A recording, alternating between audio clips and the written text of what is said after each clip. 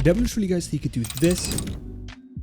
This is a crazy box cutout montage effect, and opened up inside of After Effects here, we have clip from the music video, and then we have the effect right here, and we're going to be recreating it on this clip right here before it happens. So to get started, what we want to do is split our clip and separate these two. So pressing Command-Shift-D, I'm going to split that, and then to open this up in its own composition, I'm going to right click, go over to Pre-Compose, click on that, and then make sure you have these three settings open, and then we're going to hit OK. So you guys can see now we have this opened in our own composition. Before we hop into this video, you can get buy one get one free editing packs for everything on my website. If you guys are looking for brand new plugins like Fast Effects or Surveillance, those are also included in the deal. If you guys add 6 editing packs to your cart, 3 of those are going to be completely free. Fast Effects allows you to instantly add hits, shakes, wipes, and have full customizability over all of them inside of Premiere Pro. Surveillance allows you to add crazy security camera effects inside of After Effects, alongside all of my other packs like color grading, drag and drop 3D, music video titles, textures, and a ton more. And we also have an all-in-one bundle where you can get all my packs for one price.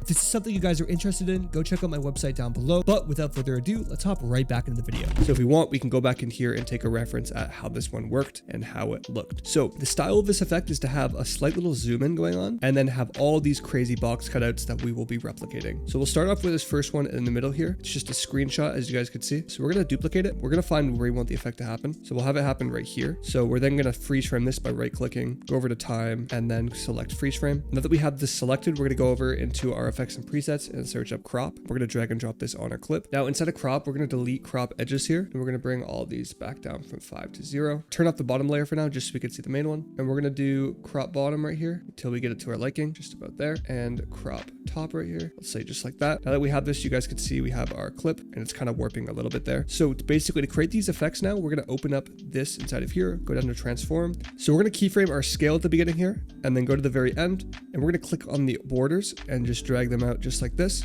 You guys can see we get an effect just like that.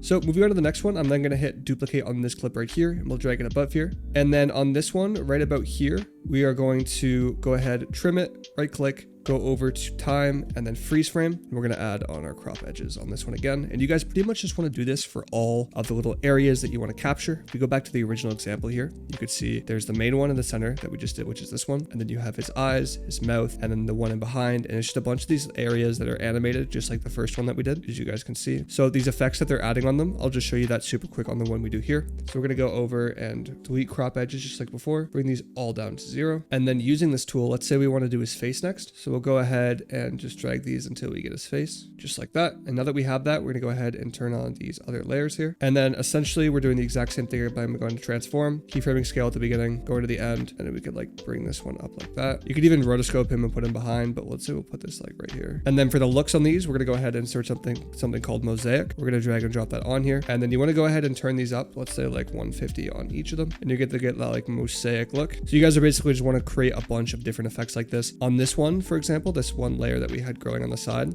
you could add something like a directional blur to it. So we'll go to the beginning here, then we'll go to the end, and we'll just like extend it like that. And you guys get a style just like that. Just do it a bunch of different times, add different looks on it, make them grow just like before, and you'll have that look. Now, another way to spice this up that I recommend you guys try out is using Shake Sauce here. I have Shake Sauce V2 and then Shake Sauce V1. Shake Sauce V1 is actually a one-time payment, whereas Shake Sauce V2 is a monthly subscription. Let's go ahead and use Shake Sauce 2 here. So I'm going to go ahead and right click, go over to new, and create a new adjustment layer. We're going to drag and drop this on here, and right where this one hits, we're going to go ahead and set our playhead here. We're going to go into keyframed, and we're going to try out the stomped preset. Go ahead and hit a check mark on that, and it's going to instantly load in here. We're going to hit U on our keyboard, and we can see our keyframes are lined up. You want to have your playhead where you want the effect to be on the red ones if you play it through. So if you want an intense shake like that, you can go for something like so. Anyways, if you guys enjoyed this tutorial and want to see more videos just like this, make sure to leave a like. I'll see you guys in the next video tomorrow. Peace.